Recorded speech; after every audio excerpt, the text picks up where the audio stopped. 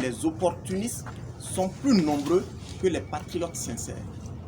Nous insistons sur le fait que ce n'est pas un éléphant que nous avons tué et que chacun doit venir prendre sa part.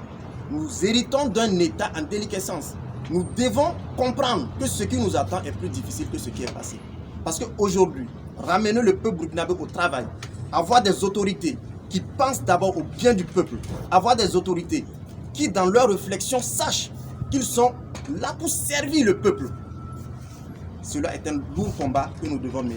Maintenant que certaines personnes s'excitent pour croire qu'il y a une opportunité quelconque à prendre quelque chose, c'est aux nouvelles autorités d'être drastiques là-dessus.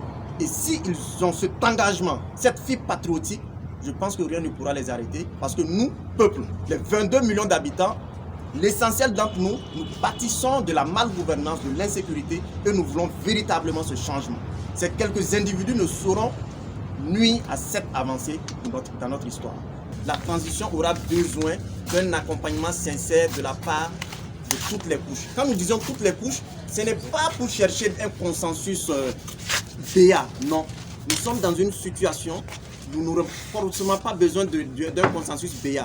Il faudrait que les bases soient claires pour que tous ceux qui pensent pouvoir soutenir cette transition pour mettre en place ce Burkina Faso de notre rêve puissent contribuer.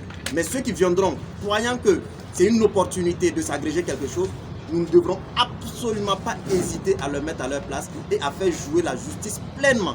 Si nous voulons relancer ce pays, la base doit être très claire pour que toute personne qui peut apporter son concours pour l'édification de ce nouveau Burkina Faso puisse le faire, mais dans l'intégrité absolue, dans ce patriotisme que nous voulons aujourd'hui. Ce que nous proposons, c'est que ça va être une coalition militaire-civile. Mais là n'est pas trop la question. La question c'est quelle personne, quel type de personne nous décidons pour mener cette transition. Parce que s'il s'agit d'aller récupérer une vieille classe qui a prouvé son échec, qui ne sait faire autrement que voler ce pays, nous partons déjà sur une fausse base. Aujourd'hui, le Burkina Faso est plein de ressources humaines compétentes, intègres. Il faut aller chercher ces personnes-là et leur dire, vous avez une mission.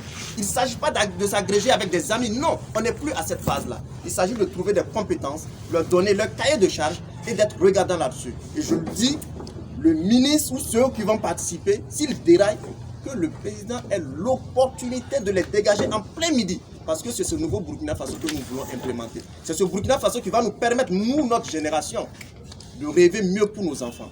Parce que nous sommes à un virage capital de notre histoire où nous pouvons, pour une fois, nous avons les capacités de pouvoir rêver ce changement-là. Parce que quoi qu'on dise, ceux qui sont là aujourd'hui n'ont pas été envoyés par certaines personnes avec des ficelles partout. Non, ils ont cette liberté de pouvoir mettre en place le Burkina Faso dont nous rêvons aujourd'hui.